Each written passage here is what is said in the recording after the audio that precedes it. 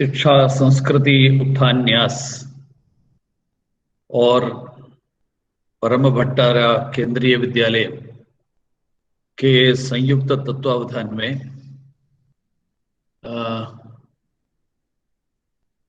हिंदी पखवाड़ा का जो समारोह सम्मेलन जो इस समय हो रहा है उसमें भाग लेने में मेरा अत्यंत हर्ष मैं व्यक्त करना चाहता हूं।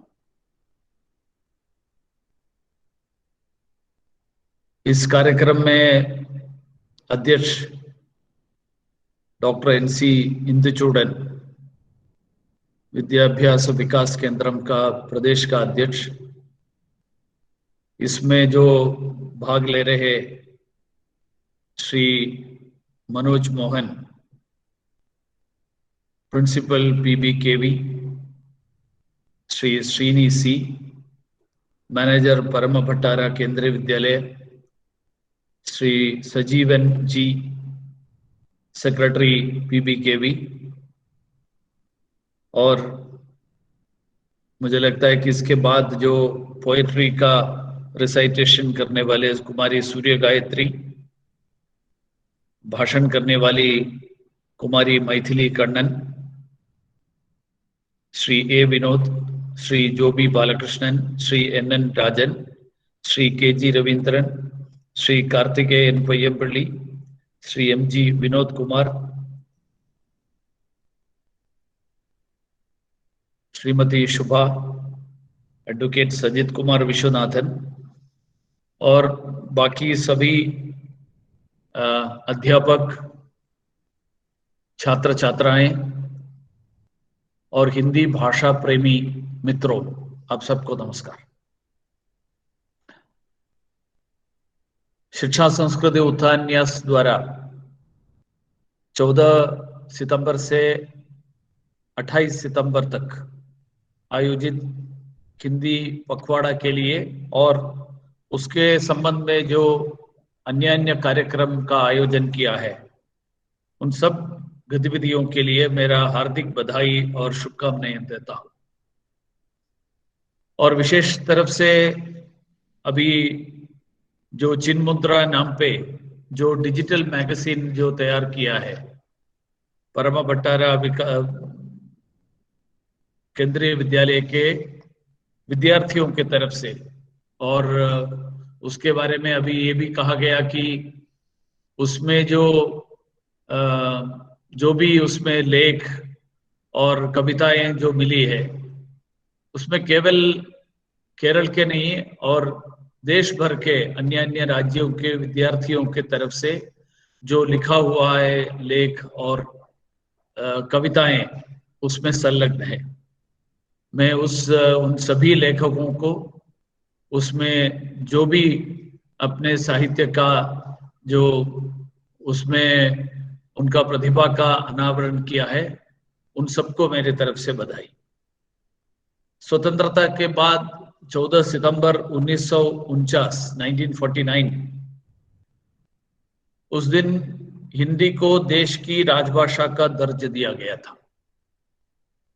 हिंदी को संवैधानिक स्थान देने के लिए 1963 में राजभाषा अधिनियम और फिर 1976 में राजभाषा नियम बनाए गए, जिनके अनुसार हिंदी में कार्य करना हमारा संवैधानिक दायित्व है।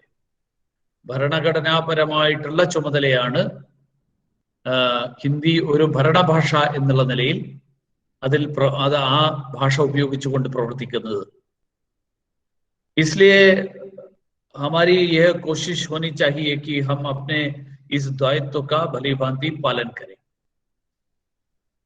सांस्कृतिक और भाषाई विविधता के से भरे हुए इस गौरवशाली देश में पूरब से पश्चिम और उत्तर से दक्षिण के बीच सदियों से हिंदी संपर्क भाषा के रूप में स्थापित है और संपूर्ण देश को एकता के सूत्र में जोड़ने का काम कर रही है। हिंदी भाषा की सबसे बड़ी शक्ति इसकी वैज्ञानिकता, मौलिकता, सरलता व सुबोधता है। हिंदी भाषा की विशेषता है कि इसमें जो बोला जाता है वही लिखा जाता है। वो केवल हिंदी का नहीं है, भारत के सभी भाषाओं का, भारतीय भाषाओं का विशेषता ये है कि जो मानो आप अंग्रेजी या फ्रेंच में, जर्मन में जो लिखते हैं और जो पढ़ते हैं या जो बोलते हैं उसमें अंतर है, लेकिन भारतीय भाषाओं का विशेषता ये है कि जो लिखा जाता है वही बोली जाती है। इसलिए सभी क्षेत्रों में हिंदी का प्रयोग बढ़ रहा है आज। वैसे तो सूचना प्रौद्योगिकी के क्षेत्र में भी तरह तरह के सॉफ्टवेयर हिंदी में उपलब्ध है। जिस प्रकार अंग्रेजी भाषा में कार्य हो सकता है उसी प्रकार हिंदी में भी कार्य हो सकता है। माननीय प्रधानमंत्री जी के नेतृत्व में आज भारत एक संसाधन संपन्न शक्तिशाली देश के रूप में उभर रहा है और उसमें देश की समृद्ध भाषा हिंदी का बहुत बड़ा योगदान है। वैश्विक मंचों पर प्रधानमंत्री जी द्वारा हिंदी में दिए गए भाषणों से हिंदी का वैश्विक कद मजबूत हुआ है और हिंदी प्रेमियों को प्रेरणा मिल रही है। कल भी हमने सुना होगा यूएन का जो आम सभा है, जनरल असेंबली, उसमें प्रधानमंत्री जी का जो भाषण था, इस बार वो भाषण वैसे तो रिकॉर्डेड था, फिर भी उस भाषण हिंदी में दिया था। पिछले साल मुझे याद है 74th जो सम्मेलन था यूएन का, उसमें भाग लेने का मौका मिला था। उसमें भी प्रधानमंत्री जी के तरफ से हिंदी में ही भाषण हुआ था। 2014 में भी, 2014 में भी प्रधानमंत्री पद लेने के तुरंत बाद पहला उनका प्रधानमंत्री के नाते यूएन में जो भाग लेने का जब अवसर मिला, माननीय प्रधानमंत्री जी नरेंद्र मोदी जी हिंदी में ही उनका वक्तव्य रखा था।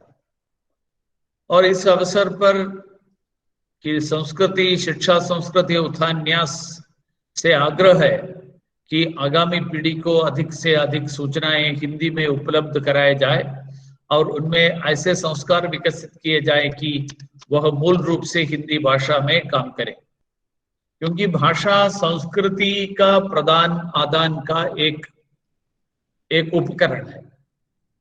हम अंग्रेजी को का कोई विरोध नहीं करना चाहिए। एक भाषा के नाते कोई भी भाषा, विश्व के कोई किसी भी भाषा में हमें अभ्यास होना चाहिए, वो सीखना चाहिए। लेकिन मातृभाषा में अध्ययन करना, मातृभाषा सीखना, ये एक हर व्यक्ति का प्रतिभा को वो सबके सामने उजागर करने में कामयाब होंगे। और इसलिए इस बार जो शिक्षा नीति, नया शिक्षा नीति अभी भारत सरकार ने जो पब्लिश किया है, उस नई शिक्षा नीति में भारतीय भाषाओं को और विशेष तरफ से अपनी मातृभाषा में अध्ययन, इस विषय पर जोर दिया है। अभी आज हिंदी विश्व भाषा के जो शीर्षक पर राष्ट्रीय स्तर पर आयोजित शोध लेखन प्रतियोगिता में जो भाग लिए छात्र और जिन्होंने उसमें पद हासिल किया है, उन सबको मेरे तरफ से मैं अभिनंदन देना चाहता हूं, क्योंकि इस प्रकार की प्रतियोगिता हिंदी को वैश्विक मंच पर स्थापित करने में महत्वपूर्ण भूमिका निभाती है। हिंदी पखवाड़े के इस अवसर पर हम प्रतिज्ञा लें कि हिंदी की उन्नति की और प्रगति की यात्रा को पूरे समर्पण के साथ आगे बढ़ाते हुए हम सब मिलकर राजभाषा और सभी स्थानीय भाषाओं को साथ में रखते हुए एक आत्मनिर्भर भारत का निर्माण करेंगे।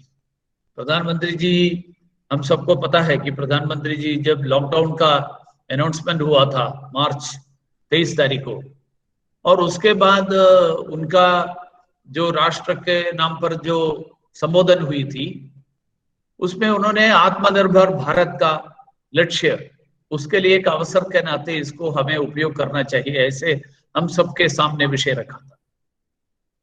आत्मनिर्भरता केवल आर्थिक स्तर पर नहीं है। आत्मनिर्भरता हर समाज अपने पैरों पर जब खड़े होने की क्षमता होता है, उसी को आत्मनिर्भरता कहते हैं। आत्मनिर्भरता भाषा के स्तर पर भी हो सकता है। आत्मनिर्भरता अपने गौरवशाली अतीत के बारे में जब हम स्वाभिमान जगता है, उस विषय में भी आत्मनिर्भरता का एक अंश है। इसलिए इस आत्मनिर्भरता का जो अभियान जो प्रधानमंत्री जी के नेतृत्व में उनके आह्वान पर जो चल रहा है, उसमें भाषा का विशेष योगदान है। इसलिए राजभाषा का नीति जो है, वो नीति प्रेरणा, प्रोत्साहन और सद्भावना पर आधारित है। ये किसी दबाव के आधार पर नहीं। इसलिए कुछ प्रदेशों में, कुछ राज्यों में लोगों को लगता है कि, या कुछ लोग ऐसे दुष्प्रचार भी कर रहे हैं कि भाषा किसी के ऊपर एक दबाव के आधार पर भाषा का इम्प्लीमेंटेशन ये करने का प्रयास सरकार कर रहे हैं। ये पूरी तरह गलत है। राजभाषा का जो नीति है, इसलिए मैंने कहा कि प्रेरणा, प्रोत्साहन और सद्भावना, आपसी सद्भावना के आधार पर ही भाषा सीखने का प्रयोग होंगे। वही नीति है राजभाषा का नीति। इसलिए अपने राष्ट्रभाषा जो गौरव सभा जो आयोजन किया है आज, शिक्षा संस्कृति उत्थान न्यास, उस न्यास के तरफ से एक उत्साहवर्धक वातावरण सृजित कर सभी सदस्यों और युवा वर्ग को मूल कार्य हिंदी में करने के लिए प्रेरित करें। अपनी सरकार की तरफ से इस हिंदी भाषा को एक वैश्विक स्तर पर ले जाने का प्रयास भी काफी सालों से चल रहा है। संयुक्त राष्ट्र संघ की जो आधिकारिक भाषाओं में से एक के रूप में स्वीकार करने का और तथा विश्व में इसे प्रसिद्ध करने हेतु भारत सरकार लगातार प्रयास कर रही है। अपनी सरकार के निरंतर प्रयासों से संयुक्त राष्ट्र संघ की वेबसाइट में और सोशल मीडिया माध्यमों में हिंदी की विषय वस्तु की मात्रा को बढ़ाया जा रहा है, जिसकी पहुंच और लोकप्रियता में भी लगातार वृद्धि हुई है। अभी आज इस समय हिंदी समाचार वेबसाइट का भी शुभारंभ किया है। अभी 10 जनवरी को हिंदी समाचार वेबसाइट संयुक्त राष्ट्र संघ का जो इसमें एक वेबसाइट में हिंदी समाचार का वेबसाइट है। पिछले वर्षों में संयुक्त राष्ट्र ने सफलतापूर्वक कई तरह का गतिविधियां शुरू की है, जैसे कि यूएन की हिंदी वेबसाइट, जैसे मैंने कहा, यूएन का हिंदी फेसबुक पेज, यूएन का हिंदी ट्विटर अकाउंट, यूएन का हिंदी इंस्टाग्राम पेज और साउंड क्लाउड पर संयुक्त राष्ट्र द्वारा साप्ताहिक हिंदी समाचार बुलेटिन, ये भी शुरू हुआ है।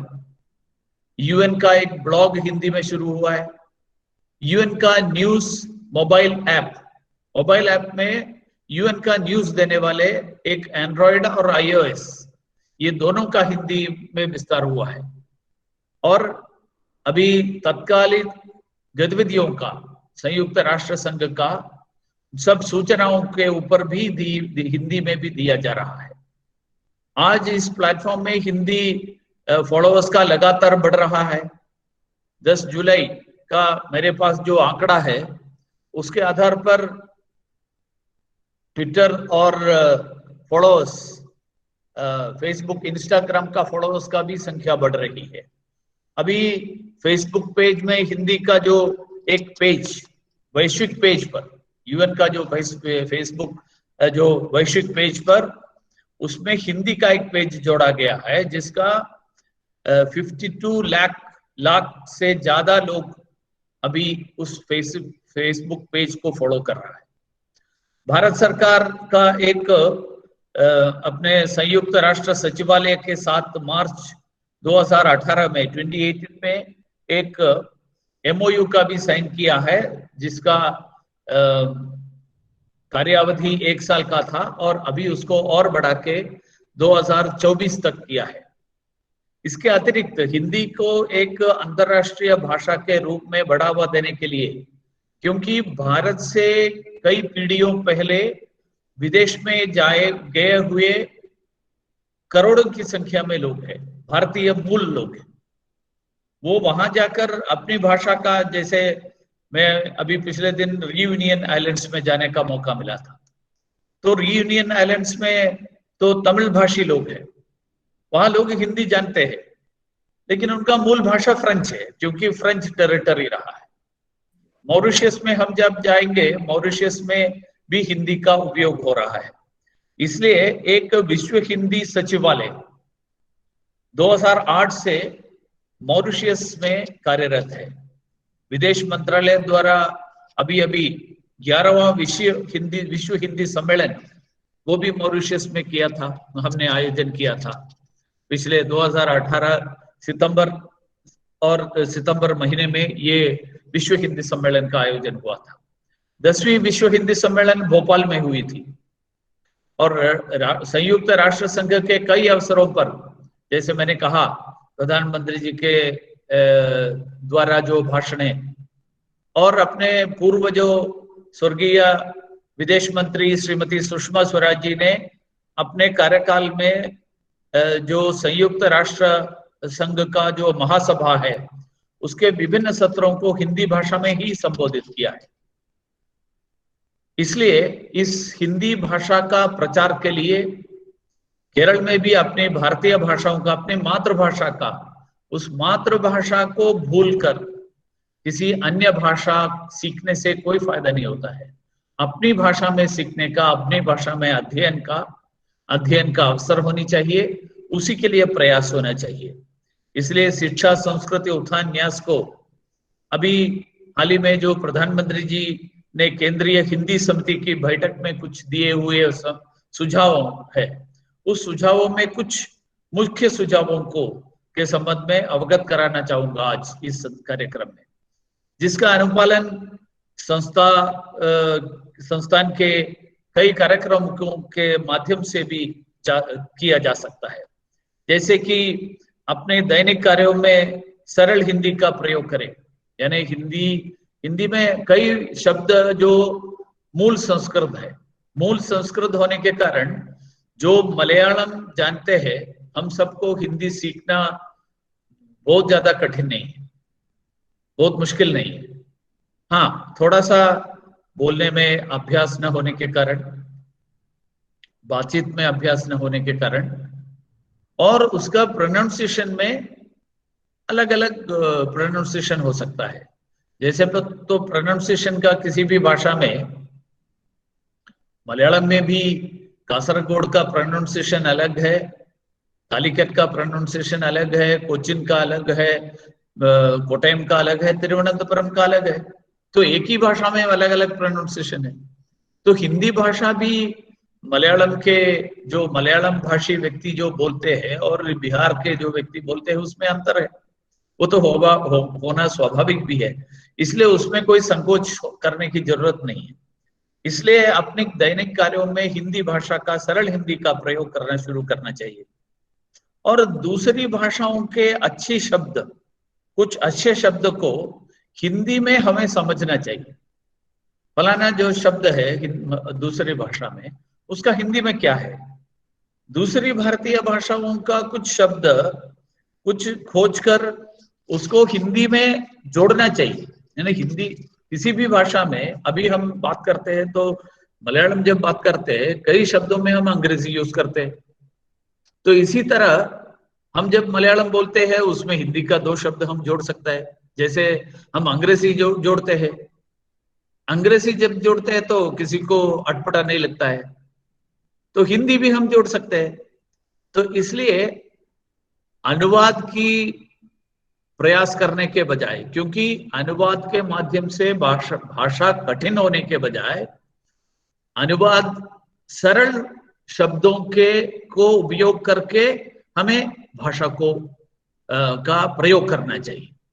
इसलिए देश की हर भाषा उस भाषाओं से हिंदी को कैसे और समृद्ध किया जा सकता है, उसके लिए उपाय हमें ढूंढना चाहिए।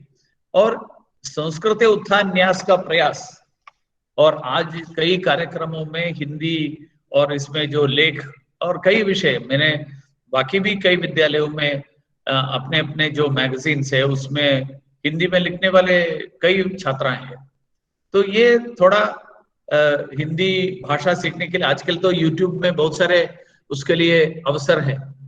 जैसे संस्कृत के लिए, संस्कृत सीखने के लिए जो यूट्यूब में उसके लिए चैनल्स है, हिंदी सीखने के लिए भी चैनल्स है। तो ऐसे चैनल्स के माध्यम से हम हिंदी का शब्द सीखें, हिंदी का भाषा सीखें, अपनी भाषा में हिंदी को उपयोग करें। इसी तरह एक अपना देश, एक संस्कृति, लेकिन अलग अलग बोली, अलग अलग भाषा, ये अपने देश का विशेषता है। ये विविधता अपने भारत का एक विशेषता है। इसलिए इस विविधता को हमें कायम रखना चाहिए। हमें अपनी भाषा को भूलना नहीं चाहिए, लेकिन अपनी भाषा के साथ साथ देश के अन्य प्रदेश के लोगों के साथ जिस भाषा में बात कर सके, ऐसे भाषा के नाते, संपर्क भाषा के नाते हिंदी भाषा भी हम सीखे, कम से कम कुछ शब्द हम सीखे। तो ये मेरा आप सबसे निवेदन है। और आज इस कार्यक्रम में भाग लिए सभी बच्चों को, सभी छात्रों को मेरी तरफ से फिर एक बार अभिनंदन। और इस कार्यक्रम का आयोजन किया है उन सभी आयोजकों को भी मैं मेरा एक शुभकामनाएं देते हुए मेरी वाणी का विराम लेता हूं। नमस्कार।